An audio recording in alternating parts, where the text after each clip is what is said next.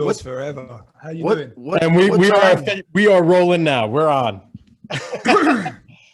Bro, so let me give you an intro real quick. I mean, you don't need a fucking intro.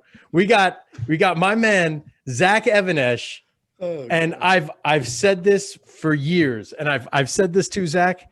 He is hands down the most genuine motherfucker in the entire industry. Yeah, but then you always text me and then go, "Hey, Venmo me that shit." Pay me. I couldn't have enough good things to say about him. I mean, Zach, you were the first podcast I was ever on. I was like 23 years old, I think, or 20. Dude, I actually remember there was no podcast. So what I did was I recorded we did it through a landline phone, and then I put it on a CD, and every month I used to send my athletes or their parents a physical newsletter. It was like a 15-page Word document. And that one was really about overcoming obstacles, and you were trying to be a pro baseball player. And it was basically about teaching them, like, you don't stop right after you were in high school. We had a lot of kids that would basically stop sports and stop training right after high school. It was like they just, all right, I'm done with sports. I'm done training. I give up. Now I'm just going to be normal. I remember that. That would have been, dude, I don't know if you were in college still. Yeah, I think I may have been. I don't know. I don't remember. It was, but I do remember it was at DeFranco's second location, because I remember either recording it while I was walking. I was on the phone with you, or listening to it while I was in that parking lot. For some reason, that's resonating with me when he had that 2,500 square foot spot. Yeah, good old days, baby. Oh, dude, when did we first meet? Did we first meet at the Strongman, or did we meet before the Strongman? We something to do with Joe. So I've done a seminar, or I've done a couple seminars with Joe. I had visited, up there. And of course, maybe that one time was we brought a bunch of guys up for his Strongman challenge, which was, I wish I could remember the guy's name, but they were filming that documentary. Yep. Strong. Mm-hmm. And there was that dude there. He was a big black guy. He would kill it in the weight room. He played football at UConn, I think. But I remember Joe was like, listen, we've had scouts. Dion Anderson. One. Yeah. He was like, dude, he could kill it in the weight room, but he can't perform on the football field. And so nobody was. Oh, no, that wasn't him. That guy, I won't say his name. That guy that wasn't Dion Anderson. Dion Anderson ended up playing in the NFL. He was a fucking bull. But the guy that was at the Strongman, he played at like a 1AA school. Okay, then maybe he went to the CFL. I can't remember. He tried bouncing around back and forth and stuff. But yeah, he was a freak. And that was our first, that was like kind of our first realization, like, man, this shit kind of doesn't matter. Because dude, it was almost like a depressing realization, because you're like, oh, these guys are squatting 600 pounds, but they're sitting on the bench next to the coach all season long. And then you start really looking at your training, and you're like, oh, I don't know, fuck. And then every day, sometimes every day I'm like, damn it, do I not know jack shit? And then if you're like, you start saying to yourself, if I suck, how bad did the people suckier than me suck? It's like, it gets confusing. Look, we're talking like this. We're not even high.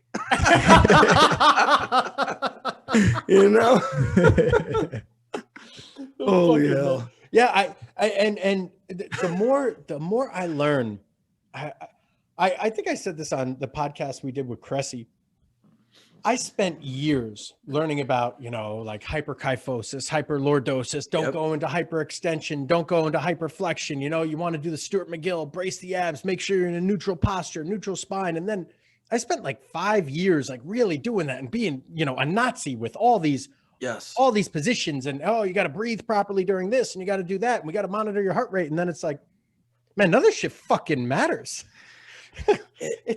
You start to wonder does it matter to the athlete, right? So then you're right. Like this is where we get to, fellas. You start like getting to a point where you start assessing everything. You go out to dinner, you're about to do, by the way, congrats on your engagement. What a great video you made. Oh, thank you, bro. That video was amazing. Did you put that together? I did. Dude, you're in legit, like that's your soulmate. It was an amazing video. Thank you, man. I appreciate that. Dude, I saw that. I was like, damn, dude, this is the best damn thing on the internet right now. It's amazing. Good for you. So here's what I was saying. And Brooker, are you're married, right? No, mate, but I've just had a baby. So okay. I feel like I'm married. Dude, that's a whole nother. So you go out to eat with your family, your wife, your fiance, da-da-da. And then, you're like looking over there. You're like, damn, look at that posture. Or then you're like waiting on your line and you're like, look at those feet. That motherfucker cannot run fast with those feet. And then you're like, what would I do for his ankles? You're like, I should just be out enjoying myself. I'm going out to eat, but I'm doing like, silent mental assessments of people at, Olive Garden. What the hell? You start going crazy. And then you have like a phenom athlete who's flat-footed, duck-footed, hunched over, and you're like, how's he good? Yeah. How does he destroy everybody? Or things like, you know what? He didn't squat all the way down. And if I go and bother him about squatting all the way down, I'm going to fuck up his whole day. And now he's not going to believe in the training. So I'm just going to let him do his half squats. He believes in those, what he's doing right now, he believes in it. And I'll get him to do Bulgarian split squats during the warm up, and I'll get 3 sets of full range, hip extension with this guy, and the world to be okay. But I'm still crazy. I still, yesterday I coached some kids really hard on like listening and paying attention. And, some of them were okay with it, and some of them were like destroyed. And then it's like, dude, do you want me to not pay it? What if I don't pay attention? Then how does that make you feel? Now I'm a sucky listener. Do you want me to be a sucky coach and not listen to you? It's like, sometimes we get into the coaching of the thing. This is what your technique looks like. This is the biomechanics. And then we start coaching, the mindset, the emotional aspect, or just the little details. It's just like, it's weird how the coaching evolves. And then sometimes you look back at what you did and you're like, I was so wrong. And I maybe frigged up that relationship with that guy because I was pushing my agenda that I believed in so much. And some of I just was at my gym with a kid I used to coach at Rutgers, and he barely trained with me. So we had a conversation. I was like, dude, you were a 5th-year senior. Your body has been through the ringer, and your only option was to lift at 8 or 9 a.m. when you needed to sleep until 10 a.m. So it's like, I don't blame you for not training with me. And then I said, if I was there full time all day, maybe I would have done like a 20-minute quick circuit with you right before you go to eat lunch, which is essentially their breakfast. Or maybe we do something real quick right after wrestling practice. But, you start realizing that like the athletes that I may not have connected with the most, I connect with them later when they don't have obligations and rules to follow. And it's like, you told me, Mike, you're like, man, I don't care if this kid takes 2 hours for his workout. Yeah. Fuck it. Rest 5 minutes after that set of dumbbell benching. Yep. When I left there, I was like, man, I had a kid that struggled so bad. And I thought to myself, fuck, that's probably what I should have done with that kid. I should have just let him push a sled, go rest a few minutes. And it would have taken 2 years to make something happen. But he was quitting on the first day because he could have been in the group, but just not really with the group. See, I'm still making mistakes. Here I am still fucking it up. Isn't this the most important part though? Yeah. I mean, it sucks at the time, but in hindsight, it's pretty important, right? You don't learn wrong. You just learn. Right. You have to make mistakes. It means you're not even trying. And also, Buddy, I learned it from day one. I called Buddy Morris it may have been 2003. He was Coach X on the Elite FTS Q&A. And I don't know if he left his email or I was able to message him through the website back then. It may have been, it was 03. And so I email him and I address it to Coach X. I know he's Buddy Morris, but I call him Coach X. We get on the phone. I'm like, Coach X, thank you so much for your time. Like, he was like a superhero, He's like, Zach, don't call me Coach X. Call me Buddy, please. And we're talking about things I still carry, which he's like, dude, no workout is perfect. And he talks to me about assessing them as they walk into your doors with their energy level, their posture, what do their feet look like, assessing them while they're rolling out or stretching out before, what's the energy level? Are you going to adjust this training session you've got on the whiteboard? Oh, you had like a low-key workout, but they're hyped up. So now you're going to go and change that and maybe up the rate of intensity, and you're just changing this. But he said, look, every workout is flawed, and it just allows you to be human. You realize, man, I ain't going to be perfect. And we get look, I still love reading all those old Russian training manuals and whatnot. I just love that stuff. But I also know that the people they trained were kind of on lockdown. Their laundry was done, their food was prepared, they were told when to sleep, they didn't have a phone to check, they were cut off from communication with family. So there's just no outside stressors. It was like they didn't even have to think for themselves. The coach said, you're going to do this weight, this many reps, sit down right next to me, rest. Like, it was complete control. They eliminated like 90% of their stress. The only stress they had was whatever the weight training stress gave them. And it's funny. It's like, there you are as a young coach trying to like copy what Russians did in the 60s and 70s. And you're like, what? I'm an idiot. Stupid. Brooker, you going to say something? Right. Yeah. One of the things I wanted to go on, I mean, I remember, what was the product you did with Joel? Was it like a DVD series or something about how to create an underground gym or something like that? Yeah. So this is what we did. I can't remember which one we did first. We did a strength seminar together. And I don't know where we called it the Lost Secrets of Strength. I remember we made t-shirts. Yes. I had that t-shirt. I used to rock that t-shirt all the time. It was the dinosaur training logo. And I was like, Joe, we're going to get sued. Oh, man. And we were like, just don't sell them. Let's just give it to the people who come to the seminar. So we did this seminar where basically we taught a little bit of like an overview of our programming. Joe took them through like a dynamic effort lower body day. Mike was there demonstrating the box jumps. I remember another guy was competing against Mike on box jumps. It was it may have been like a full body speed day. You were doing like chain push-ups, box jumps, Bulgarian split squats. So I remember, no barbell, no spinal loading that day. Then the next day I took them through a full body workout. We recorded everything. I don't recall selling that on DVD. Maybe we did. And then the next time I did a certification at my gym, and the end was always a 2-hour or 2.5-hour business Q&A. And you got to know, like, this is 08. I was maybe first year with my warehouse. So that was so new to people. So Joe came, helped me do a Q&A, and we just called that the Lost Secrets of Business. It was basically, he started in his storage space in a health and racket club. I started in parents' garage. Then 2 years later, my fiance and I bought a house, and that was the 2-car garage. And so, what's interesting is that stuff is still, I believe, more applicable to running a business than a lot of what people are doing today, which is massive facilities, putting themselves $40,000, $50,000 in debt with all this equipment. And now it's like with COVID shutting things down, I was like, man, we shut down for 3 months like everybody else. And I'm like, oh, wow, if I had one of those 10,000 square foot facilities, I wouldn't have been able to make it happen.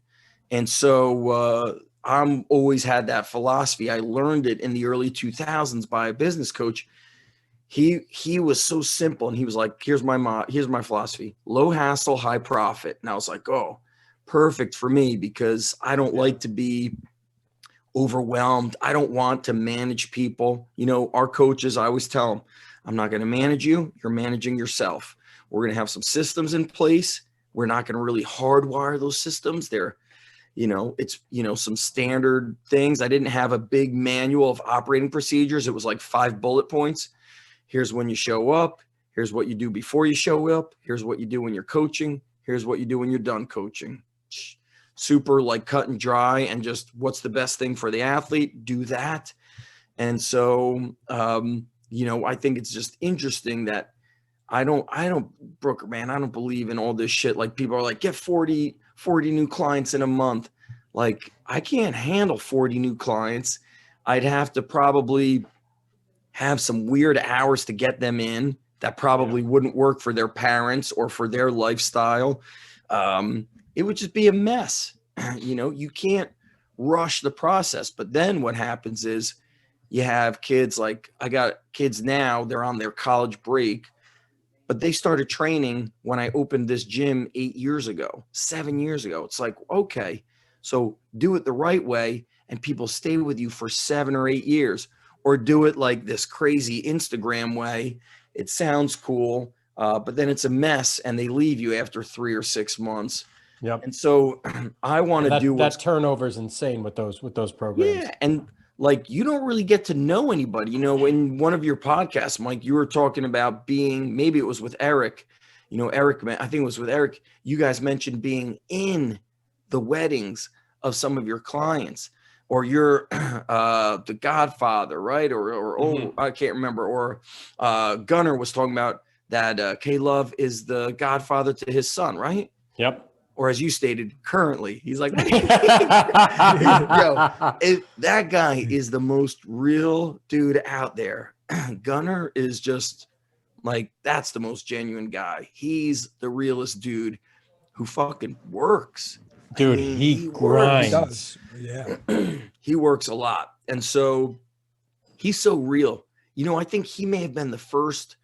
I always tell him, like, I emailed him. I remember I was dating this girl and her sister had one of his books that he had co-authored. And I emailed him and he emailed me back the next day. No assistant email. I mean, we're talking like 98, 99. Yep. And imagine how many offers he's had to go big with the people that he's working with and people trying to run a business off of him. And look, he's only got 2 guys. I don't even know how. I think he was a one-man show. Well, yeah, he's not had too many coaches work with him, which is a impressive, resume right there. But think about this. I'm not sure what his age is. I believe, Gunnar's in his 50s. He's, started working with the Lakers. Is this his 3rd or 4th year, maybe the 5th year? But it goes to show you, like, yeah, man, that shit doesn't always happen in your 20s.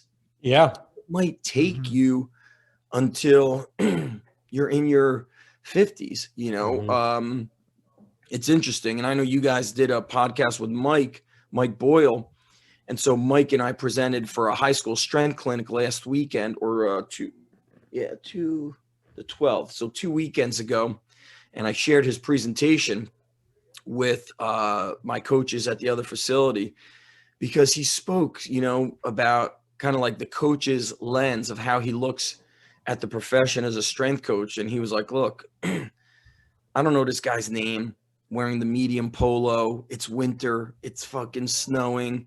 And he's showing the arms. And he's like, if that's what we're going to be recognized as, he's like, we're not going to be viewed as professionals. We're going to be viewed as just clowns. Fucking cheerleaders. Cheerleaders. And look, I bring the energy when I coach. But sometimes I also say, step back and let them figure stuff out. Sometimes I say, dude, guys, everybody in that group, I want you to coach each other. When you're done doing that exercise, coach the next guy. You don't walk away. You coach him, next. Now you're going to get better. You know what I did a month ago? I think I told you this. I was so bored of doing the warm up and just programming for them. So I was like, I was like, let me just let them create their own warm-up today. So the group comes in, they start doing a little bit of the warm-up that I had on the board. And then I said, okay, you guys create your own warm-up. They're like, us? We're doing it? I'm like, yep, do whatever you want, use whatever equipment's in the gym, do whatever you want. So they're just like staring at each other, like, you know, like a 6th grade dance, girls on one side, boys on the other. They're like, duh. I'm like, guys, some of you have been here for like 4 years, 5 years. You know what to do. So like, you know, this one kid goes up and he's a senior. Maybe he's like 5'5". He weighs like 125. He's an awesome kid, high energy, strong. We got an 8th grader who's like 6'4". He just goes and grabs him and puts him on his back. And the kid's like, what the fuck? And he's like, buddy carries. And I was like, oh God, like we don't even shake hands, let alone touch people. And this dude just like fireman's carries him. And I was like, this is perfect. I just let them roll with it. Then they did hand walking. Then they did med ball throwing. Then I let the next group do it. Then they turned it into tag with the medicine balls. Then they did it to like, dodgeball with the medicine balls. They were pegging each other. Bro, they were jumping over benches. They were going in and out of squat racks. It looked like, I've seen like sometimes you'll see a clip on Instagram, like professional tag. Right? Like they're like doing all this. And I'm like, this is the ultimate in athleticism. They're jumping, they're on one foot, they're reacting, they're having to think and move. And it's so much better. And then I let them create their own workout. And some of them, you know, they chose tough exercises. So one group did like heavy weight, low reps. Another group was like speed. And then they did high reps all on their own. It was interesting to see how they just created. And so you just got to give them the freedom to do that shit sometimes. And so, you know, sometimes as a coach, you get bored of your own stuff. You're like, man, I need to change things. And so sometimes you got to just let them do it. You know, Dave Tate said this a while ago about the bench press. You know, years and years ago, people were arguing about bench press being functional. He's like, who cares? He's like, if a kid increases his bench press by 30 pounds and his chest is bigger and then his biceps get bigger from curling after every workout, he's like, who cares if that's functional? Now he's got more confidence. Yeah. He's like, you want to talk about transfer of training? He's like, what's a more important transfer of training than believing in yourself? Oh, that's the truth. Big time truth. And so what if you're running a program that's, you know, this perfect program, or maybe imperfect? It's imperfect. It has nothing to do with sport performance, but the guy just believes in it and loves it. Right. I remember, my buddy, I've got a buddy that works in the NFL. I'm not going to mention his name. Right. So he's like, I had this one guy, man, that just like on a Thursday, he'd like to bench heavy. Just like charge the battery. It made his like nervous system feel good. He liked it. And my buddy, John Welborn, played in the NFL for a long time. And he had these kind of numbers that he had to hit that made him believe that that's where he was at his like peak. He's like, all right, if I could close grip bench 500 for 8 reps or whatever the weight was, I can't remember what it was. He's like, then I was ready. I was game ready. And so you got to just find what these kids believe in, you know, and look, forget it. High school kids, you just got to get them to believe, right? That's like a big challenge. Some of them don't even believe in themselves. Yeah. Yeah. So Zach, have you still got the original underground gym? Because I mean, have you still got that place? Not that location. So what happened, Brooker, was about so this past Thanksgiving would be 4 years. So 4 years in a month. I had that place was the original. In 2007, I opened that one. And I was there once a week because I was I'm like an hour away from that location, and I was coaching. Was I coaching at Rutgers? I may have been coaching at Rutgers at the time. So it's kind of juggling a lot. I would go there once a week, and I had 3 coaches there, awesome coaches. One coach was about to start working full-time with his dad, who does, interesting, like you guys, Keir's into the real estate. So this dad owned like apartment complexes, not just a 4-unit. He owned the complexes. So his son was our coach. One of our best transformation stories. was going to start working with his dad full time. Then I had two other coaches were accepted into police academy and were kind of on call, waiting that they would either go in right after Christmas or maybe late winter. And I was like, man, I can't keep training up coaches and then every 2 years they leave, or 4 years, whatever it was. So all the coaches I've worked with have either gone on to go Division I. One guy opened up his own facility doing really well. Other guys became cops. And I was like, man, I don't want to even be in this cycle. And so I had another facility about to open. Actually, it had just opened. And I had a partner up there. And I told him the only way this can work is if we treat them better than college coaches are treated. So I said, here's what we do. You get a good salary, better than what he'll get paid at a small college. You don't work weekends. You get 2 weeks paid vacation. If he's sick, we just shut down the gym and don't give a fuck and be human and close the gym for 2 days or whatever. And have a wing person. So I had that location about 22 minutes away. We have people coming from that area.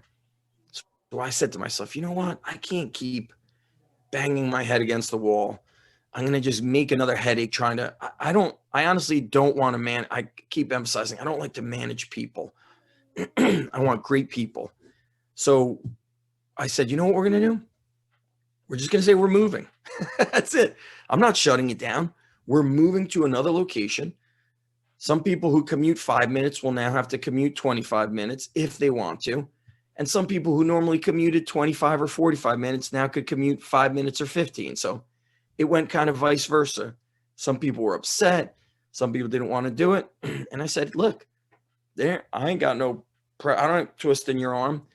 If you don't want to train with us, you don't got to train with us. You could go someplace else. And look, I know a lot of coaches are just not that good. And here we were in the beginning saying how we suck. And then you start thinking, you're like, if I suck, how do I describe these other people that suck worse? So I have 2 locations, hometown location, 8 years. And then the one in North Jersey. Mike is really north. We're kind of like right on the cusp of central North Jersey. That is 4 years and a month. And so I miss the original. You'll never replace the original. Nobody could ever better the original spot. It's just the way it goes. That original spot was the perfect size. It was the perfect shape. It was perfectly imperfect. And it was ran by me. Now I have a partner. He kind of has his little nuances. I certainly have my nuances. So that's never perfect. The spot where I'm at in my hometown, I normally have 2 other guys working with me, but I probably won't bring those guys back on until this COVID stuff settles down and we're really legitimately in the clear. So 2 spots. Eventually, Brooker, what I'm going to do is just have a barn. I've spoken about it for a long time, but I'll have a piece of property. I'll have a barn in the back. Maybe I'll charge people. Maybe I'll charge them a lot of money. Maybe I'll charge no money. I don't really know. It depends on, the other ways I'm making money. So that original spot went from 07 until, so what would 4 years ago, Ben, 2016? So that was a 9-year run there. And, you mentioned business earlier. I'm like, some of these people teaching business don't even own a gym. I've had a facility or been in the business, even from the garage since 02. Most people can't even get a garage business going. Dude, my garage, I remember at 5 o'clock I would start, and then 6 o'clock the next group. And so my daughter was just a baby, and she had these big curls, and we had a big bay window, and she'd always be waiting for me to come home from work. When I was a teacher, she'd be like jumping up and down. You saw this like big hair, it was like pom-pom. And so the day I knew we were going to move from the garage to the warehouse was 5 o'clock group finishes. There's cars parked on the street, and 6 o'clock cars are parked. 5 o'clock group is like kids are out in front of the house with no shirts on. There's like 8-10 kids outside, not small kids. Like Mike remembers them. They were all kind of like Mike's. They would compete against Mike in the strongman. So we're talking like kids that weigh like 190, 240 with abs, lean, not shredded, but lean. And it just looked like out front was like some sort of gladiator camp. I see my wife and my daughter looking out through the bay window, and I felt like I read my wife's mind. Like, it's time. You probably just can't have a dozen shirtless athletes, carrying kettlebells up and down the street and kegs. The backyard they were training. The backyard we had this big tree, and I took a climbing rope. But I went to Home Depot and got like a thick hook that would be used for like towing trucks. And I put a chain on it and I was throwing it, trying to get it to get over the tree branch, and it would get a little over. I was throwing that thing for like 35, 45 minutes. I almost lost my eye. I remember my arm was burning. I just wanted this climbing rope in the backyard. So the backyard had the climbing rope. We had to cut down an old cherry tree that was dying. So we had 2 tree logs. Then that tree stump we left, and kids would use the sledgehammer on it. And then in the backyard, you'd see it was like a military camp.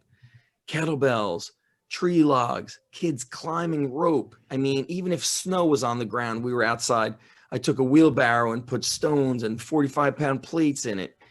And just the work that was happening in that backyard was just fucking savagery. Even in the cold weather, we'd go from the garage to the backyard, or garage down the street to the elementary school, which had a hill, it had stairs, it had an open field, an open parking lot.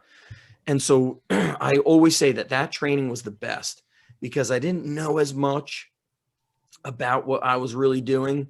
I was good at listening to the kids, of backing off when we needed to, going hard when we had to. But I think the different elements of being outside in a garage, it made them athletic. There was so much room for moving. And I felt we got to the first location in 2007.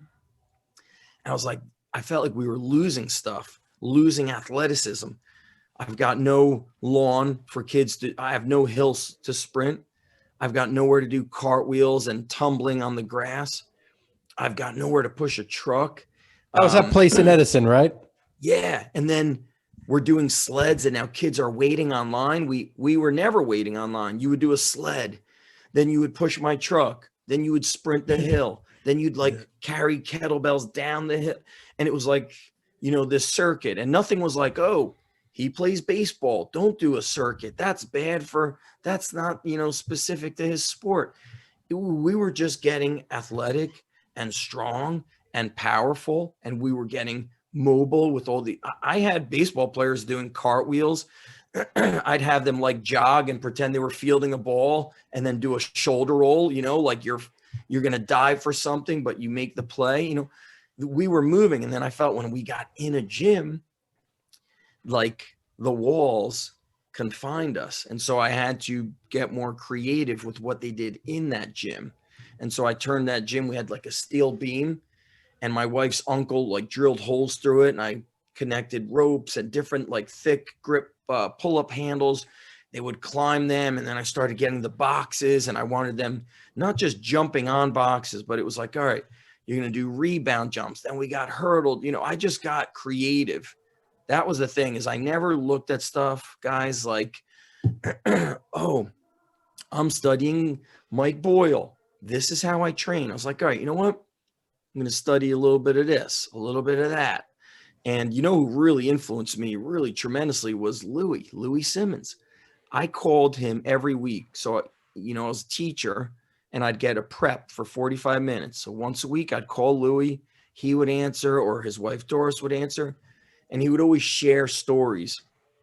And he was consistently talking about training outside, carrying things, the sleds, wheelbarrows. These are before companies were making equipment. You didn't really nobody was making wheelbarrows, for loading them up.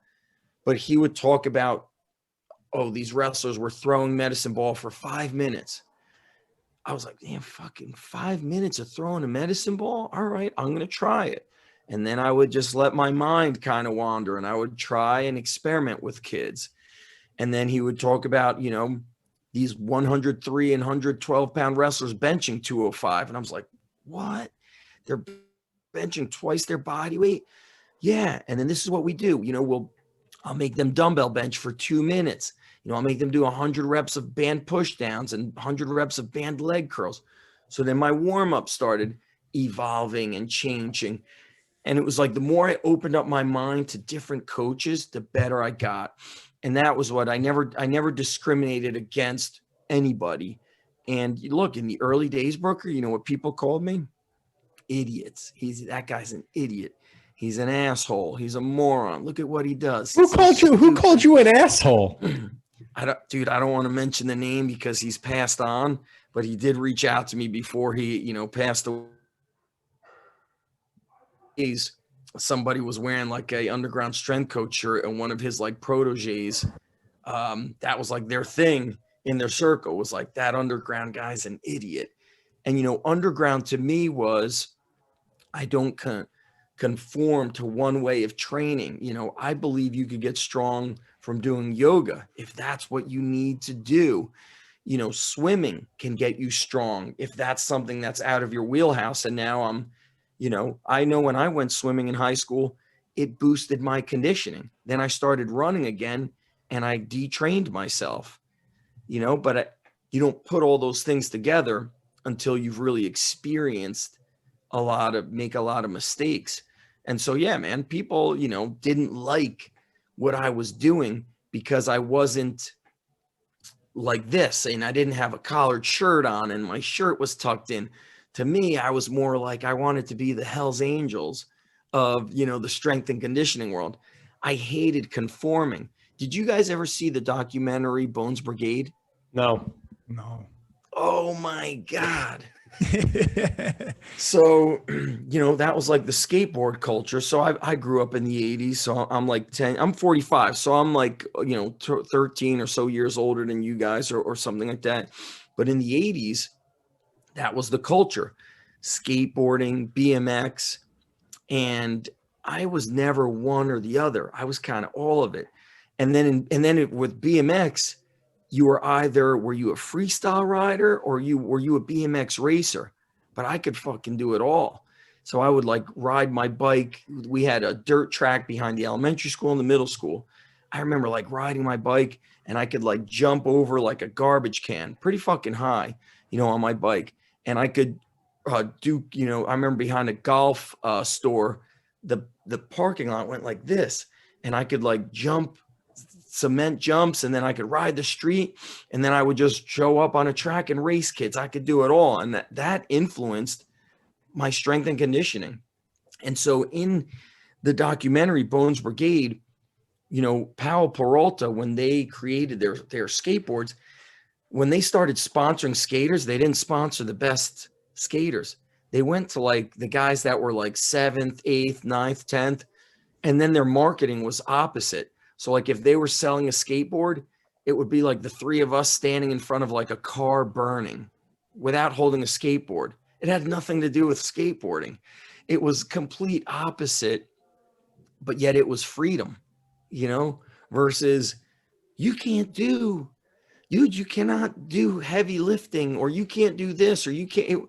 It was just complete freedom to how those guys wanted to skate.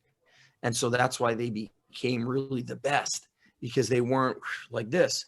You guys probably saw the documentary Jiro Dreams of Sushi, right? Or Jiro Dreams of Sushi? No. Yeah, Brooker, of course. Mike, Yeah. I can't believe you knew. I think your fiance would love that. She would love it. Mike would love that. I know. I think it's amazing. And so I kind of married those two together. And so that's almost sometimes not a good thing, you know? So how do you pronounce his name, Brooker? Is it Jiro? Yeah, Jiro. Jiro? Okay. I don't know. And so they say like, it's so hard to work with him because he wants perfection. You know, they said they feel bad for his son because his son will never match up to his perfection. And like, if you're going to work with him for 6 months, you don't even get to touch the sushi. All you do is mop the floor for 6 months. Like, that's like saying you don't touch the weight, right? You could just stay here and breathe and watch me coach. Not that I'm on that guy's strength and conditioning sushi level, right? I don't know how we fuck we got to sushi and strength and conditioning, but I have some of that too in me, where it's like, I do demand perfection, yet I also know there is no such thing as perfection. What I really demand or push of myself and expect of the coaches that work at the underground is give your all. Give your all. Don't do what you like to do. Don't do what you're comfortable doing. Do what the kids need the most. And the way I explain this, here's a way that will change, I think, coaches, the way they look at it. Step outside of your body. All right, pretend you're watching. You step outside your body. You're outside. You're watching a coach your son, whether you have a son or not, or a daughter, doesn't matter. What would you want that coach to do? Is it just the technical stuff, or does the coach say something every time you pick up something or put it down with a round back? Is that important to you? What about does the coach talk to you about life and realize you're not in the best mood? You know, what does the coach talk to my daughter about with tennis? Is it only tennis, or does he start talking to her about, hey, you know, you've mentioned you want to be a pro tennis player. What'd you eat for breakfast today? You know, what time you go to bed at? What do you watch on Instagram? You study any tennis on Instagram?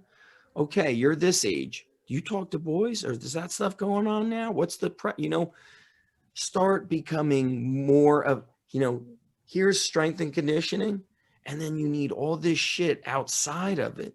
It's a big puzzle. It's like a 1,000-piece puzzle. And so are you only coaching the sets and the reps? Because if so, that's really just the surface of strength and conditioning. That's just the beginning of stuff. If you want to help somebody transform, then you need to really connect on deeper level. Yesterday I was pretty tough on 2 kids, and I didn't really get to finish that conversation with them. And now that bothers me, because I know the one was a little fucked up over it. He wasn't ready for that, whereas I was so used to that stuff. Like the things my coaches said to me was just like the things they did and said. And so now I have to, what's the next step? Hey, you know why I was tough on you? Because I care about you. And let me tell you why I was tough on you also, not just because I care. Those details are going to make or break you right now for lacrosse. You want to be a varsity lacrosse player. But you walked away when I was going over how many sets and reps we're doing. You missed all those details. And so now, if you do that during lacrosse practice or a lacrosse game, a coach might kind of make a mental note and say, you know what? I don't know if this guy's ready. I'm going to keep him at the lower level. Or I might put him up on varsity, but he's going to play the bench a lot. And then let's talk about when we flip the script. You come in and you start talking to me about knee pain.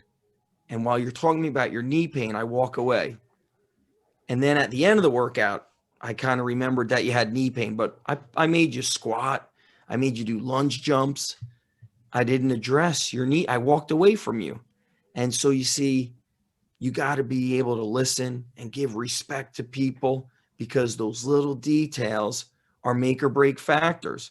You won't like me as a coach if I walk away in the middle of you telling me what's important to you. And so kids don't understand that shit. Even look, my own kids struggle with it. And so you got to stop them. Yesterday went and bought my son something and bought his friend something. I said, dude, you know what's interesting? Your friend didn't say thank you. He didn't say thank you. And that's kind of fatal. You got to say thank you. So if you're eating over somebody's house, please and thank you, and you do the fucking dishes for them, and you tuck your chair in, and you don't be a slob when and you don't touch your plate till like all those little details add up. And look, you know, why am I even talking about this stuff? I've been sharing it a lot in recent interviews where people ask about my mistakes. You know, my mistakes were always talking about winning points on the board. And because I focused so much on winning, we had kids that didn't really win in life. Not that I was the contributor to why they didn't do good things in life, but I wasn't the main contributor, but I was a contributor because I had an opportunity to try to teach them about other things. You know, Brooker, I know you're, you know, big rugby. And so, you know, what's the thing from the book Legacy is sweep the sheds, right? Somebody posted something that a team, I think it was Clemson, played somewhere and they cleaned the entire locker room. Did you see that? It's like 2 weeks ago.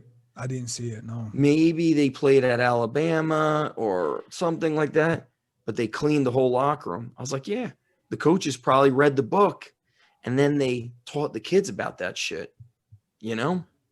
For sure. I mean, you can definitely see the massive influence from you being a teacher has come in. And, you know, when you're talking about different stuff, it reminds me of seeing the old way PE or physical education was done, you know, like basically basic military training and just doing all this different crazy stuff, you know. And one of the things where you were mentioning about, you know, this field of strength and conditioning, I mean, me and Mike talk about this all the time. It's such a hard thing to try to label who you are, because who you are and what you do, they're two different things, right? But in this industry, it's massive. Like, this is my identity and this is the way that it should be, and it has to be planned and operated, and everything's got to be programmed, and we can't deviate from this and that. And right, you know, I think with time, you know, everyone hates the term like personal training, but I think that that's the key word. Like the personal part, the training is always there, right? Because we're here to do work. And if the training is also just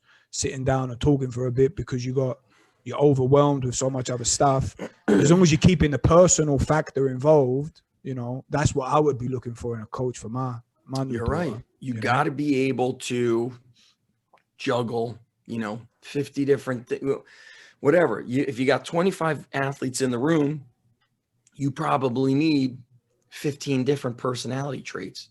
You'll probably have a good number that are similar, but you're going to need a lot of different like personality traits going on for these guys. With this guy responds to a more aggressive coaching style than this guy. He doesn't.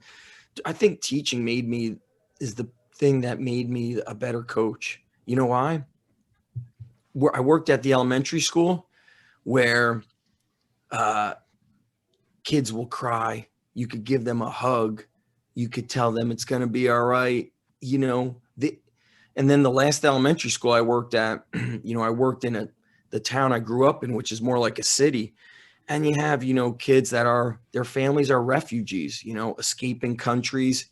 They never fucking touched a Nerf football, you know, and the kids would come to school without sneakers. In my first year teaching, you know what these older phys ed teachers would say? That kid doesn't have sneakers. You sit him out. Well, guess what? This kid don't own sneakers. And now what do we know? Don't we know kids in other countries play soccer on dirt roads barefoot? So when kids are playing soccer with their sandals, I don't give a fuck. I don't care, because there's kids in other countries doing it barefoot. And so being an elementary phys ed teacher made me a better everything. And also be creative. And you also got to be a bit of a character. You know, you got to be, I get pretty, you know, like dramatic, and I have a lot of character when I coach. It's just fun. It's like a party. That's, to me, is everything. It's like a party. If it's not fun, who the hell I don't want to do shit that ain't fun. You know, I can't imagine somebody who's a third my age wants to do shit that's boring. So we have fun. There's a lot more freedom in the training than I once did. You know, used to be super by the books. But Brooker, what about, you know what I was thinking while you just spoke about like teaching? What do you think the story of you, like you lived on your motorcycle for like, you know, you were just like, where were you for like 6 months, right? No, it's hard. Just less than 2 years. And where were you riding through? All throughout South America, mate. So I started in Chile. I went down to the bottom of South America, down to Ushuaia, mostly through the Chilean Patagonia part. And then I went up north through Argentina and Brazil, back to Chile, back to Brazil, back to Chile, and then up the coast all the way up to Colombia, mate. So who did you go with? You went alone? No, I started with some friends, and then after a while, it was too hard to operate. I liked the way I said it to them also was we needed each other, like we needed to hold each other's hands to jump off the cliff into the water, you know. But then now we're in the water, we're drowning, holding on to each other. So we got to let each other go to be able to swim and get up, you know. And it was the best thing because all of us had a completely different experience and, you know, found what we were looking for, you know, because at that time we all had great jobs, great life in different places. What was your job? What did you leave behind? I was coaching here in Zurich, and I was doing great, man. I had a great life. I had a lovely apartment as well, 2 motorbikes, a great girlfriend at the time. I had clients that loved me, good success and everything like that, but it just wasn't, there was nowhere else to go. And it was the job. It was me that didn't have more experience, and I needed to go and learn more. I was too young, you know. How old were you? 24. Those, I forget what those trips are called, but we need those trips. I tell my son. It was like an initiation, you know, almost, you know, like or like a vision quest. You need a vision quest. And sometimes you need to do it alone. It's okay to do it alone. Like people now, I think, are afraid to be alone because so connected to the phone and all that shit. But I always tell my son, I go, Ethan, you know, when you're in high school, we're going to rent an RV. We're going to do a cross-country road trip. We're going to take our mountain bikes, the fishing poles. We're going to go through the country, man. And I don't know what'll happen. And I don't know. I just think that, what are we going to do? Fucking work all the time? Exactly. It's about fun. You know who Zach would love, Mike? Is Tim. I know. Oh, I listened to him. He's the one. Was he the tennis coach? Yep. Yes. Dude, how about this? Fucking Even-Esh crammed all our podcasts before he came on. I know, bro. Well, I started listening. I can't remember which episode. I probably started listening with Jim Wendler's. You know, Jim's an old friend, and you know, Jim is also very free, but his freedom is just doing whatever he wants, not necessarily traveling. Mm-hmm. And so that's the one bit I think of this younger generation, those guys that are in their 20s. They love traveling. They travel. They don't feel like, you know, the kid I trained with this morning, he's got his own wrestling club now. And then he partnered with another former teammate, and they created like a wrestling media. And he's got a kid. They're not married. He lives with his girlfriend. They'll get married. They're not engaged, nothing. And it's like, good. Who says you don't have to marry? You don't have to engage before you have the kid. Like, they don't look at it like that. You know, my generation, our parents were like, get the job, get the insurance, get the pension, blah, blah. Now we hear, oh, they'll take your pension away. And so when I was in my early 20s, I was a second-year teacher, so I would have been 23. I went to California for 2 weeks.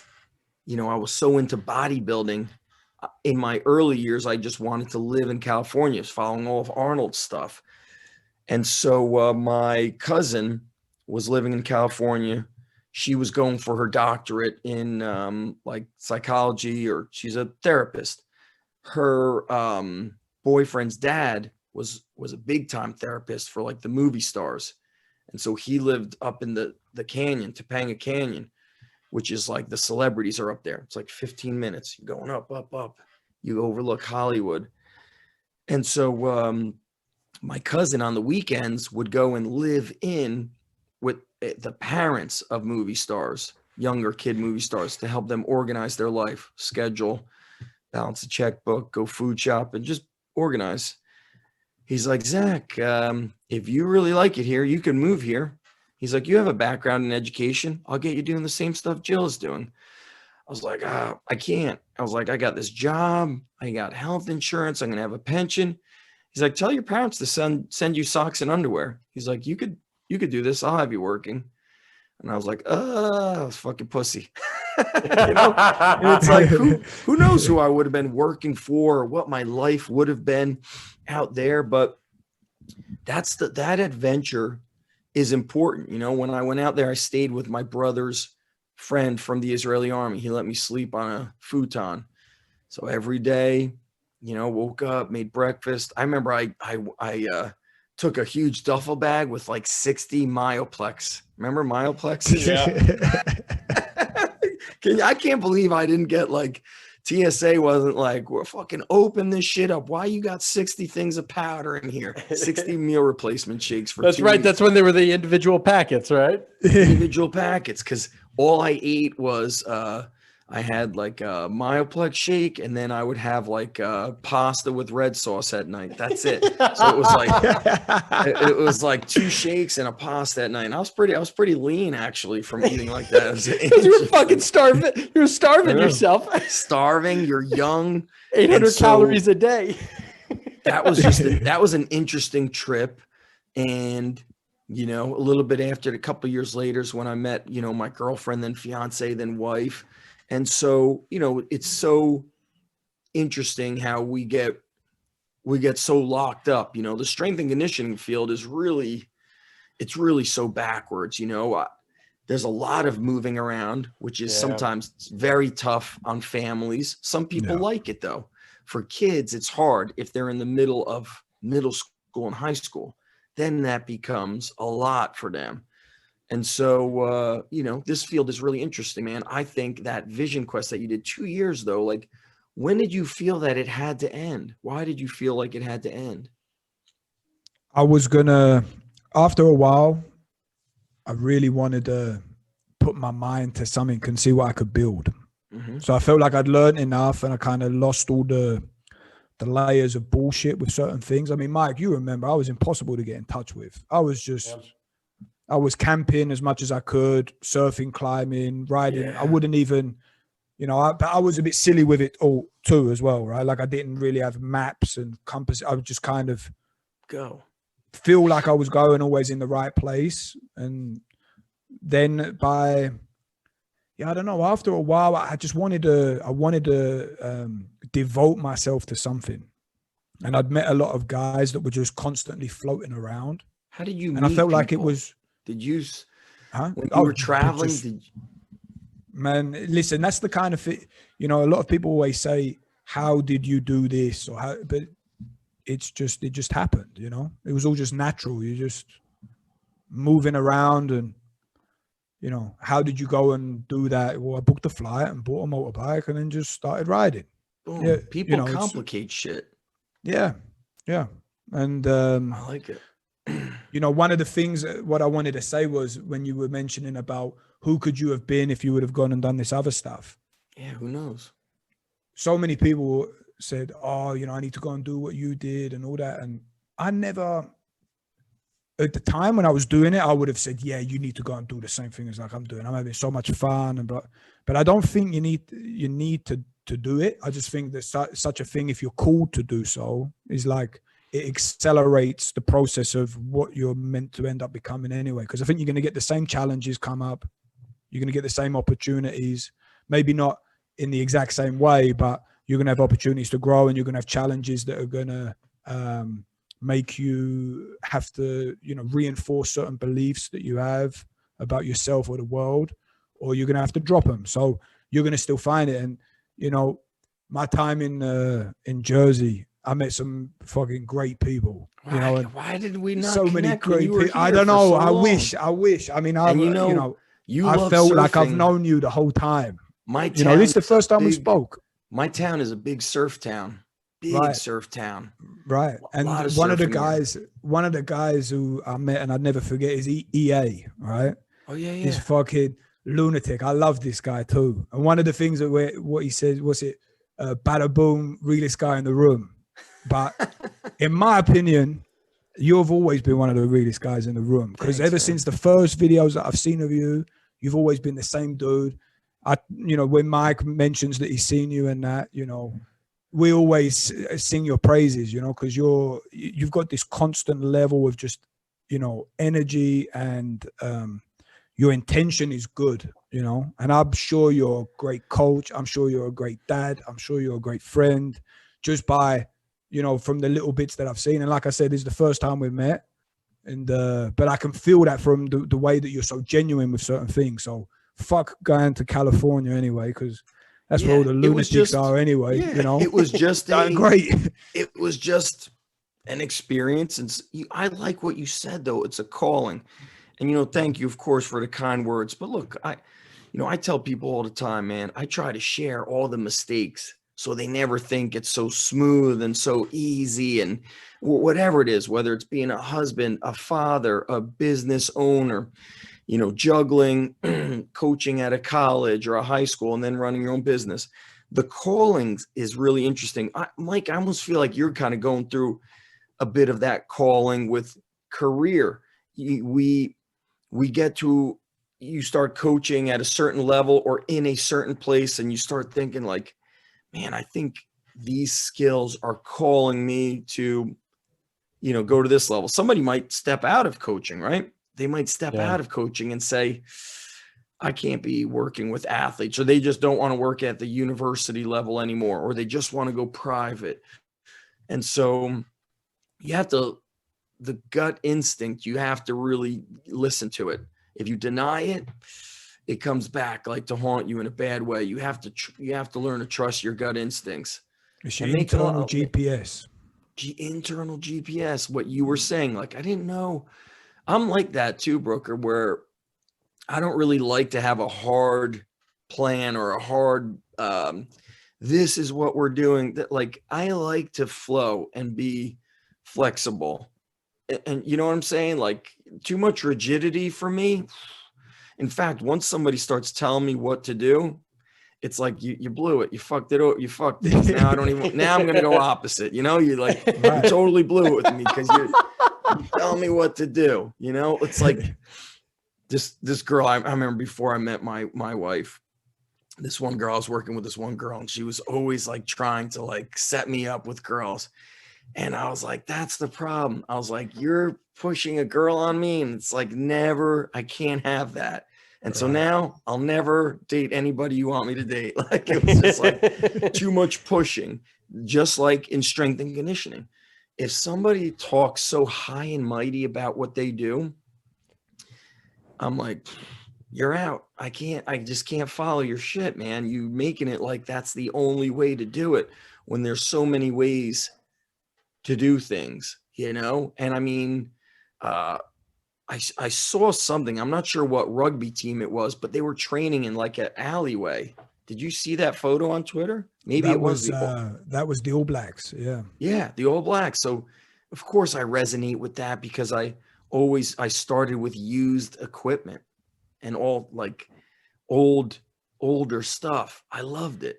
And then you go, like, they're training in an alleyway. You know, why were they training in an alleyway? What was the circumstance? I don't quite know. But even more impressive than that was Argentina beat the All Blacks, and they were in quarantine, and guys were just training in their apartments. They were like running half marathons, running around in circles around their dining table to keep themselves fit. And no, I'm being dead serious. You know, I know. Like, there's a great video. Have you seen it, Mike? No. I need to send it to both of you. Yeah. You'd love it, you know. But the question comes back to this, and this is what a question I want to ask both of you. I mean, sorry, Mike, I've been hogging Zach the whole time. No, dude, I was going to mention this to Zach. Like, I get to talk to Zach all the time, just so our listeners know too. Brooker was so fucking excited to have you on the podcast. Man. I fucking love Zach, bro. He even texted me today. He's go, bro. Zach Even-Esh is on the podcast. It's gonna be high energy. It's gonna be awesome. What He's time so excited. Is it? Brooker, what time is it with you, bro? Oh, it's not too late, mate. 6:30 at night. Oh, it's in the evening. Okay. Yeah. I was afraid it was like late hours. Okay, so we're 6 hours behind you. Bro, I don't give a monkeys. You know why? I don't give a monkeys. It could be in the middle of the night. I wouldn't care at all. I would Listen, do that's it in part the of middle of being the night alive, too bro, for you right? guys. I'll Could you 3 a.m. imagine? I'll podcast with you. Could you imagine? Could you imagine how shitty this would be if it would be like, oh, bro, I can only do the podcast until like 6 p.m. Otherwise, like, you know, I can't do it. I mean, come on. I mean, I say to Michael that because the time difference can get challenging, and we had guys where Mike's like, bro, listen, he can only do this time. It's like 3 o'clock in the morning. I'm like, okay, let's do it. Bro, if you go back to one of our podcasts, the one we did with Cressy, Brooker's sitting. I'm sorry. Brooker's sitting there with a fucking flashlight on his face like this because and the audio of it was fine. But the video, if you look at our YouTube video, it was like the fucking boogeyman because he went surfing in France. And France was under strict quarantine. And he had no idea, so he couldn't go into a fucking hotel. So he did the podcast from his In the car. In the car. In the middle like of the night. 3:30 in the morning. And we had to drive through the night so that we wouldn't get stopped, you know. So we were going 9 hours from Switzerland straight to the coast of France to then camp on the beach. I just bought my son a new surfboard yesterday. Nice, man. Yeah, got him a 6'6", but it's like a wide board, pretty wide. Nice fat one, yeah. Yeah, so I'm going to be down there surfing. Now that I finished school yesterday. Now that I'm done with school, I'm going to start surfing. Like that's what I wanted to do. I last summer, like I'm nothing great. I get on my knees, then I stand up, but my knee has been so fucked. So I don't even know if I'll be able to surf this summer. Depends on when I get this knee fixed. But the beaches by me, it's when the summertime ends, the waves get big, and then the locals go surfing. And Kelly Slater came here like a year or two ago. I've ran into man, he has like a small supplement company. He was with like CrossFit. He was the co-founder of what's like a big surf clothing, Volcom or something else. Hurley. Silver. Hurley. Yeah. I met him in Miami, and he's like, oh, where are you from in Jersey? I'm like, this is like a little beach town. You probably never heard of it. It's called Manasquan. He's like, oh yeah, I've surfed there before. And I've met guys from Hawaii, and they'll be like, my dad surfed in Manasquan in the 60s. And so, yeah, if you go on YouTube and just type in Manasquan surfing, you'll see some good surf. And you know what was crazy was after the hurricane, the water, there's an area called the dog park, and it's very low water. Well, the schools were closed for 2 weeks. And so the kids here are crazy into surfing. And so you can't surf on the dog beach, but because the water got so high, it had this perfect one wave that would come in, and you'd see like 30 kids surfing one wave. School was closed, no power, but the surfers were out like in full force, man. And so you could go right now, like it's, early winter.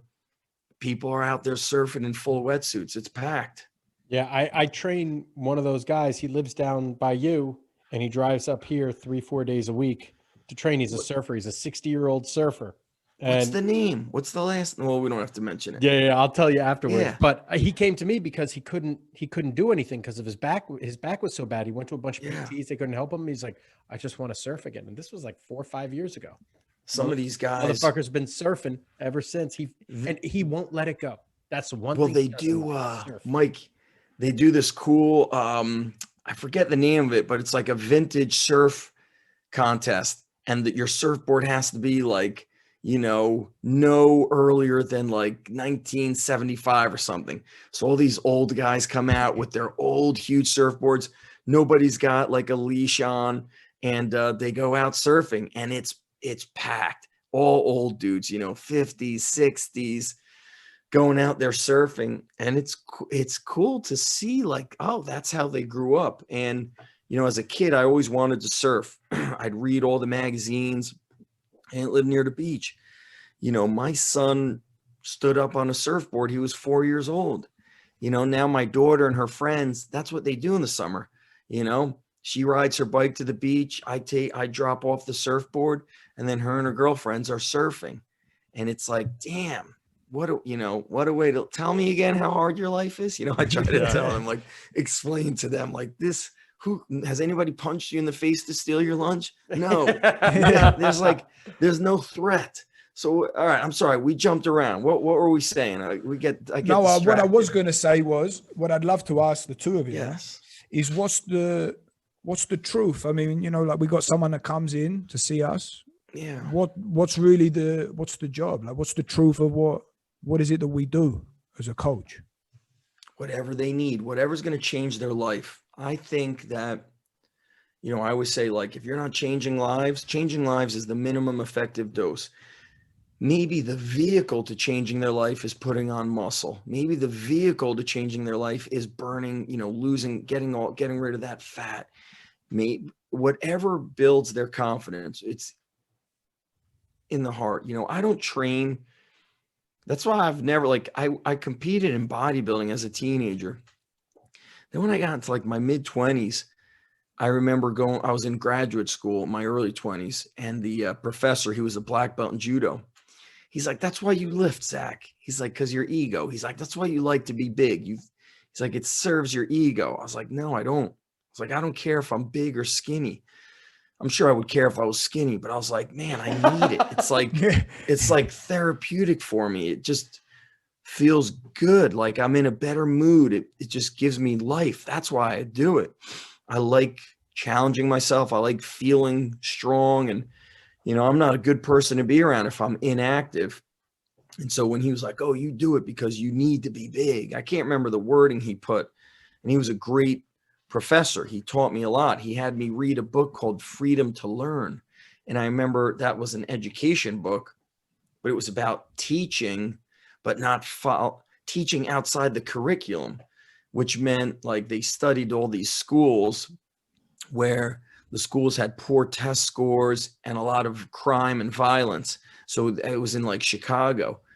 And then how did the kids improve was they got outside the curriculum. So if I caught you and Mike vandalizing the bathroom, instead of punishing you, now I gave you a paintbrush and 5 paint cans and told you to paint the bathroom. Or, you know, something happened in your family, and, you know, teachers are told, no, don't hug a kid, don't touch a kid, and you're crying, well, I'm going to hug you.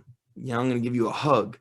And once they went outside of the curriculum and gave the kids ownership over things, ownership over the school, and it became theirs, it was like test scores went through the roof, crime and violence in the school went down, all that stuff. And so what are we doing when somebody comes to us? In the beginning, it's all strength and conditioning. And I don't even like that word. It just sounds like deep down, you know, you're like, am I only getting you stronger and only conditioning you? You know, but so in the beginning, it's the performance. But then as we go on, we peel away the layers, and then we start realizing more. And I realize more when parents tell me like, hey, this changed my kid's life. And I've heard it in many different forms. Sometimes it's been the confidence. Sometimes it's been the schoolwork. It's the sports. It's the social life. It's a lot of things. But strength and conditioning is just on the surface. That's kind of the vehicle that we use to get where we got to get. But look, what if Mike gets hired by, where does K-Love play? What's the team? Cavs. Cleveland Cavaliers. Well, they're not paying Mike to fucking build somebody's confidence or make him feel good after a divorce happened or something. If they ain't winning, it's peace out. Yeah. You know, it's like, that's how they keep score. And sometimes the people in charge don't even know, like, they don't know jack shit, man. And then, you know what? Then I blame myself. I'm like, well, that's my fault for not being an administrative guy who could create change. But then look at Wellman. He got his PhD in nutrition, right? Is that what he got it in? He got his PhD, No. I believe, in sports science, but he has an RD. He's a registered dietitian, I believe. That's his master's. Okay. Or one of his master's degrees. He got that PhD. That just changes the way people look at you. You're a doctor of XYZ something. Mm-hmm. And so sometimes it's dangerous to just be a great sport performance coach and nothing else. Yeah.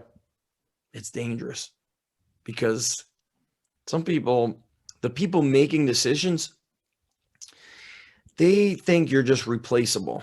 Hey, all right, Zach is gone. This next guy's going to teach them how to squat. Da, da, da. Well, look, I always say, we all got our driver's license. What you got you have a motorcycle license, Brooker, but do you go, I don't know what the name of it. Do you go and enter the motorcycle races? No, Right. You could ride the motorcycle. I could drive my car. I don't enter the Daytona 500. Just because that guy could teach a squat doesn't mean it's the same. And I'm going to see different things. And he might be forcing that guy to squat when that guy, it might be fucking him up. He might not even need to squat. He might not believe in squats, but you believe squats. It's, strength and conditioning is, it's strange, Kier, good for him. Kind of, he got out of it. So it's a double-edged sword. We love it so much, but deep down we know that sometimes we just don't we get all put in the same bucket. They look at us the same when we're not all the same. We're not all equally skilled as coaches, I think it happens in most professions though. Because as soon as you're employed, you're being critiqued by someone who they have their own opinions on what's important and what really needs to be done. Yeah. What you were mentioning before about with the PhD. Would your life change much, Zach, if you had a PhD? I don't know if I want to fucking get a PhD. I don't know if I want to go back. There's that to part school. too. But let's say you could get it tomorrow.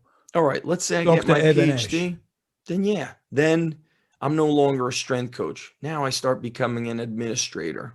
Now I can start making decisions that for example, in my town, they just had like a Zoom call yesterday to vote on building a sport complex for the kids. And somebody said, hey, Dr. So-and-so, who's our superintendent, we didn't have these expenses until you got here. And I'm thinking to myself, yeah, because nobody did shit. They fucking blew it all off. Now he's here and he's making shit happen. And guess what? The strength coach isn't going to get a athletic sport complex happening. But the doctor, who's the superintendent, who's the athletic director, is. That's really the bottom line, guys. So why don't you just fucking do it? I don't want to do it. I honestly don't want to go back to school for administration. That doesn't inspire me. Bro, you could do an online PhD in a couple of years, and all you have to do is the research. I could do it on eBay. But I don't know, man. That's what I mean. Like for me, it's a means to an end, right? Like I have my master's right now in acupuncture and I'm going for my doctorate, but it's just a means to an end. If I wanted to learn the skill, I don't need the education to do it, right? If I want to understand it, you don't need the education. You could just fucking Google stuff. But if you have a goal or there's a task that needs to be achieved, then just jump through the fucking hoops. And big deal, it's 2 years. It's 2 or 3 years that you have to put up with bullshit. And you said you're 50 years old. If it's 2.5 years, that's I'm 40. I'm 45 or 45 years old. 2 years, 2.5 years. That's 5% of your life. That's it. That's it. Big deal. I think, and you're going to live a lot longer too. You'll live to be 80, 85, 90 years old, hopefully, right? Like that's the goal. That's the hope. That's the goal. So you got another 45 years of life in you. What the fuck are you waiting for? Fuck it. It's interesting because yesterday I spoke to my buddy Evan Marcus. He's 52, 53. He's coaching in the NFL. And it's like, man, I think whenever I talk to him, I'm like, how many other guys in their 50s are still coaching? And you know what I think, guys? I don't know if I've said this publicly. I think being a strength coach is not healthy. Oh, hell no. Absolutely. Because that's one of the reasons I started doing acupuncture. I could do this forever. I don't know if I could yell at people forever. You're hyped. You're yelling. The music is loud. I was thinking to myself yesterday, I'm like, I'm blasting the music. I'm 45. I'm fucking blasting music still. Like, I'm in the club, I'm blasting. I'm thinking that shit. You know what I mean? It's, it's crazy. I honestly think, and then that has also been coaches like another sport coaches like a strength coach with energy. I bring a lot of energy. But I tell you what, when I'm done coaching, I'm not like, yeah, I could train now. I'm fucking wiped out. Yeah. Yeah. That's why you don't lift in the morning. You're fucked. Yeah. I believe if I don't lift in the morning, it is one hell of a challenge to lift at the end. Plus now I'm coaching. This might be the most I've coached. So usually during the day at the high school, I'll have 3 and then 5. Well, now I'm doing 30-minute groups afterwards because of all these new COVID rules. So, I'm coaching like 5 hours and then, 8, 9 hours of coaching a day. And I'm like, you're supposed to do that shit when you're like 22, coach all that stuff. When you're 45, you're not supposed to outwork what you did half your life ago. Yeah, but you know what? I mean, you got guys like Buddy that are still doing it. And I mean, Buddy he's aging, but these guys, they age quickly. You're out in the sun, you're out in the heat, you're yelling at guys, you're doing these hours, you're putting up with this stress. I think college is, Buddy, I don't think would be able to do college. Way too many hours, no time off. No. Then you're in the NFL, those guys have a lot of time off. Yeah. Well, Buddy has an entire month off, but he's still there, but it's just low stress. Low stress, yeah. I visited Wellman and there was sometime in the summer and it was just pretty chill. He was in the office and there's nothing chill about Aaron Wellman. That motherfucker wakes up at like 3 a.m., gets to the fucking facility by 4 a.m., gets his workout, and then does 2 hours of fucking PhD work, and then does all the other shit that he has to. Then he leaves at like 10 o'clock at night or something. He's out of his fucking mind. He's a machine. Yeah. You know what though? I don't like doing is I don't like missing. I never wanted to miss time with my kids. Yeah. And so I luckily things were going as they needed to go through those years until my daughter's older, 2 years older. So once my son got into school for a full day, I took them to school every day, breakfast every day. So we didn't miss that. Or, sometimes call them out of school sick, go surfing, or go mountain biking. And so that's the beauty of if you are private, right? And you have the flexibility to do those things. So yeah, man, just having this conversation. My wife says it too. She's like, you should get a PhD. Now it would come down to really thinking, what would I want that PhD in? To me. Well, what's the goal? Because if you want to learn something, just fucking Google it. But if you have a specific goal, the PhD needs to be reflective of that goal. Yeah, I think ultimately to make change, you need to be an administrator. You're the guy that moves the needle. Sports administration PhD or something like that, bro. Like, it has to be something those are the people that have the final yes or no to whatever it is. And look, I've always been since 98, right? I started teaching. I worked in a school. Then I worked at college sector. So I've always been in that educational realm. And at the college level, you still have so many bosses, there's like 6 people in charge of everybody. And so, but my one college experience was I learned like those guys loved me. But when somebody above them he said no to the job offer, he's out. They couldn't do nothing. They could not do Zach, nothing. what's the best case scenario for you? I mean, I know you work at a school and you got your facility. I mean, a lot of work. Is it going to be? The best case is not to work so much. I just don't think that shit is healthy. But I'm doing what I have to. People will ask me, how do you do it?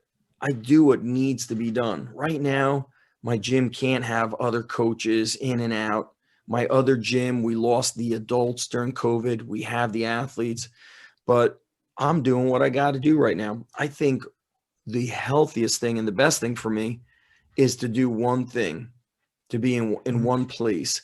And owning my business, I've said this to Mike, whether you like it or not, the legitimate number one goal of a business has to be to make money. Yes, we're changing lives. Yes, yes, yes. But you can't change lives if you're not making money.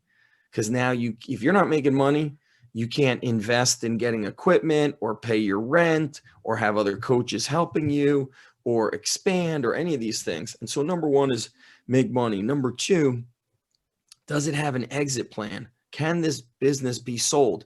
So who could come and buy my gym? Probably nobody. Maybe a money guy could buy it and pay somebody to be a coach full time. But if they bought my gym, it wouldn't be life-changing money for me. Yeah. That's the ticket. And you know what else? I tell people, there's nothing wrong with getting a job and having a pension and health insurance.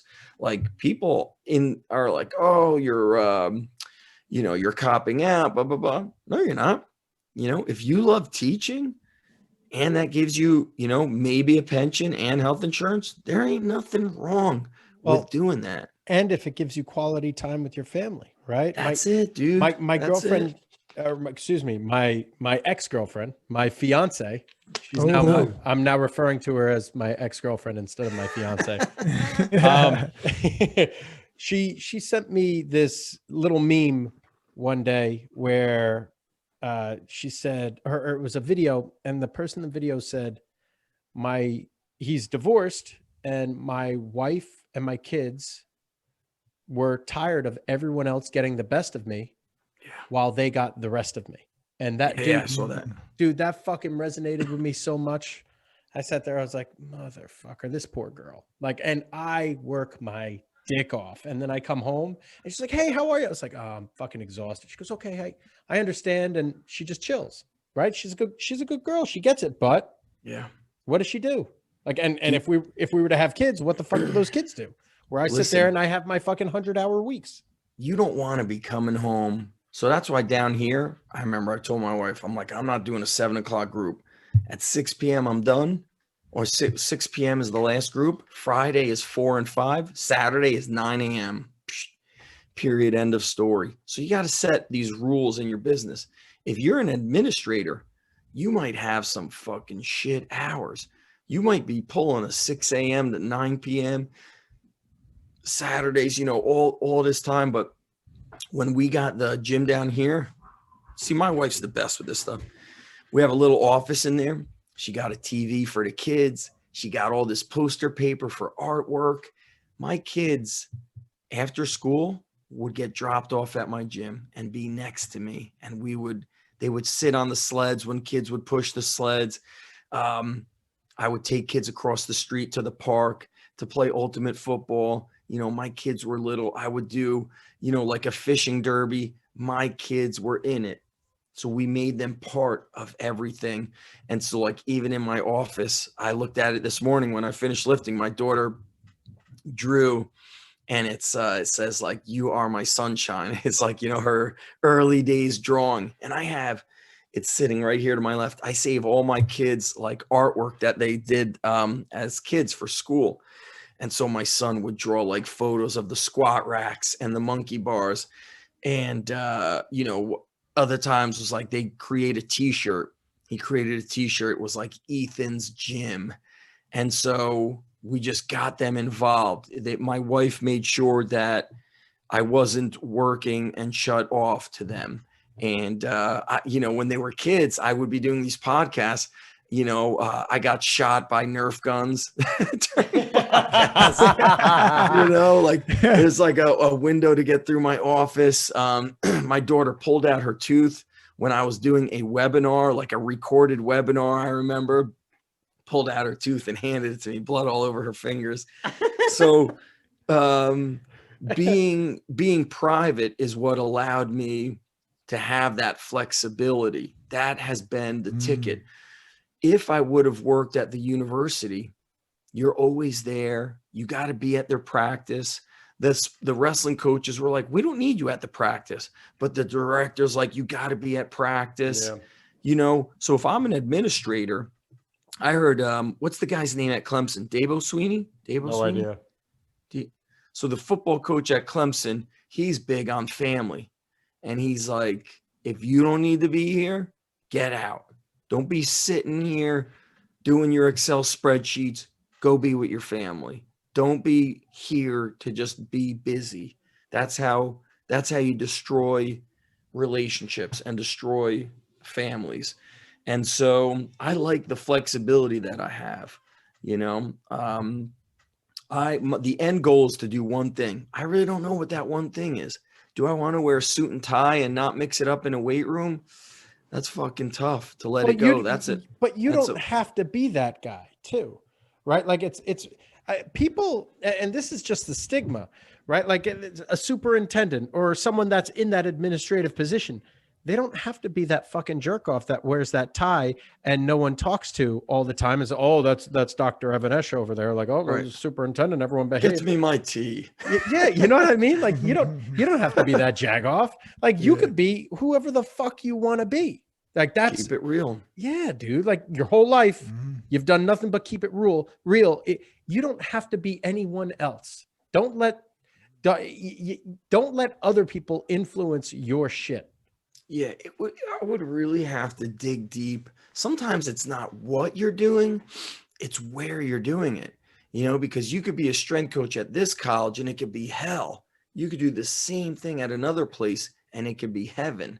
Yeah. You know, so it's sometimes, where are you? You know, like being an athletic director, I don't see myself doing that, but I think I'm going to dig around and look at some of these PhD programs.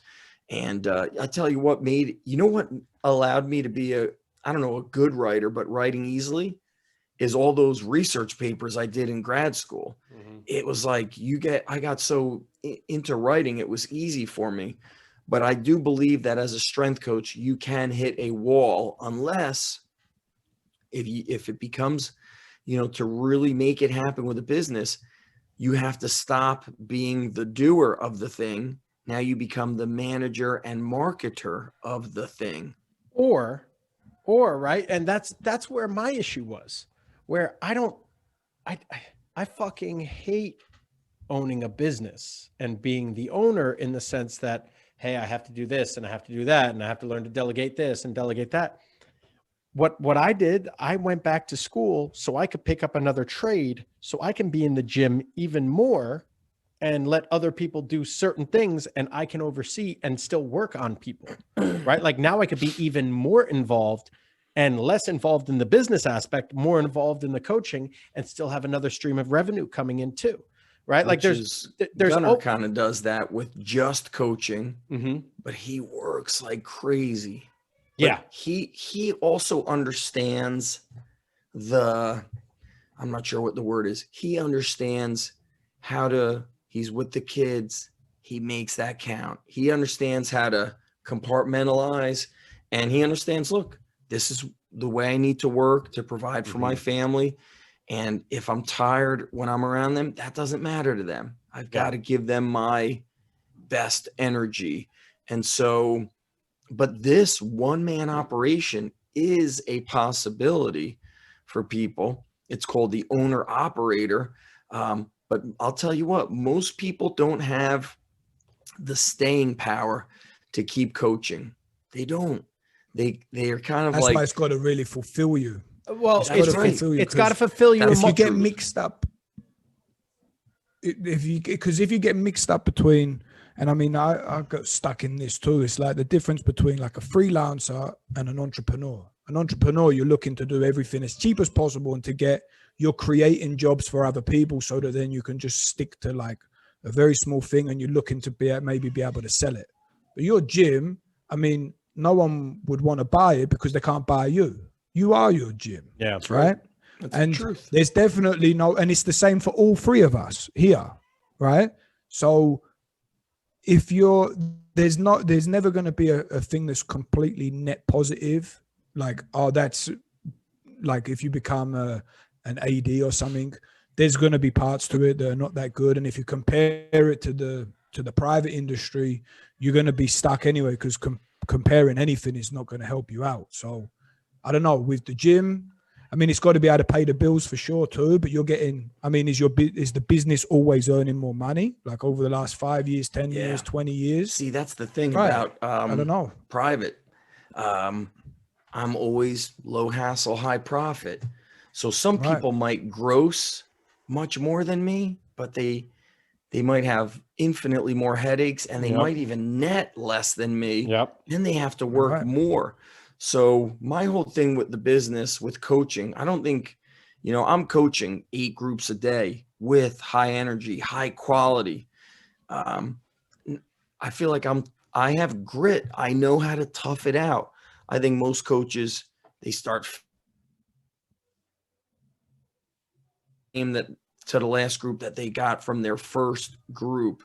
And so with the private, I've always just operated 3 or 4 hours, but I'm also okay with not having a real clear vision of where will I take my knowledge. And I kind of felt this from you, Mike, and I feel this within me, is that even though we're saying earlier, like, we suck, what we're really saying is, like, we're constantly trying to get better. And we want that to be at a higher level, working with these pro athletes, getting paid because we've put in, I started coaching in 95. So I start thinking to myself, man, I need to get this knowledge and put it in where people are really going to take it seriously.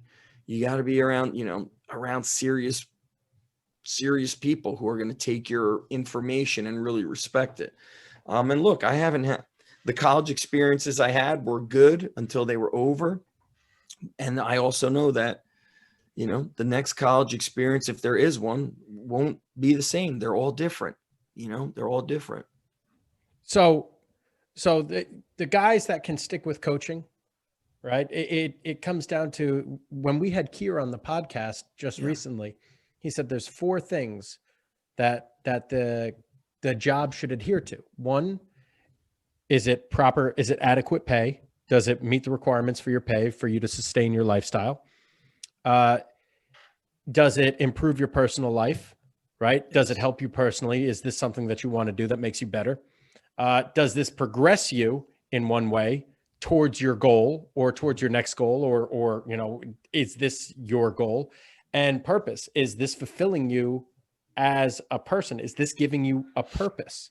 You know what I mean? I remember him saying that. If it doesn't meet the 4 P's, pay, personal, progression, and purpose, you're out. So the coaches that don't make it, it's either they never wanted to do it to begin with, or it's fucking with their personal life, or they're just not making enough money, right? If you have 3 out of the 4, you usually hang on. If you have 2 out of the 4, you find another fucking job. And usually the money is dog shit. So these guys love it. And each job leads to another job, but the money's just not there to sustain the lifestyle that they need. The industry. That 100%. That's the double-edged sword, is that these younger coaches, even guys in their 30s, maybe even in their 40s, they're so passionate about it that they're just willing to say, you know what? Fuck it, man. Money doesn't matter. The money will be there. Let me do it. I love it. Yeah. And so, when I was offered a job at my last university, I was like, the money. I was like, dude, I was making that money when I lived with my parents, no marriage, no kids, and that was in 10 months, forget 12 months. It's like, I can't do that. Then they came up a little more and it was the same thing. I was like, dude, I made that money while living with my parents. And that was like 15, 17 years ago, and that's a red flag. Is any organization, not just college, but any organization, sport, whatever, that invests more in stuff over people. What does that mean? We see the weight rooms, right? Yeah. What do these weight rooms cost? $1 million? Mm-hmm. Okay. Oh, yeah. So at least some of the buildings are insane. Right. So you're going to invest millions into stuff, but the people, you're just going to scrape by. That's fucked up. Yeah. I mean, if you come into my gym, we have all my equipment. Most of my equipment is used. I have a couple of things that I bought brand new. Most of it's used. Barbells, plates, racks, dumbbells were all bought used. You don't need sexy stuff to get stronger. And I have some of the best athletes to ever play sports come into my facility and they get better. So it's not the stuff that you're investing in. They're not coming here because I have sexy stuff. If you come to my gym, it looks like a dump. They're investing in people. It don't look like a dump, but I know what you're saying. It's not what we see in these Division I universities. And so that was a red flag to me, is why does the money go to the stuff versus the people? Oh, invest in people.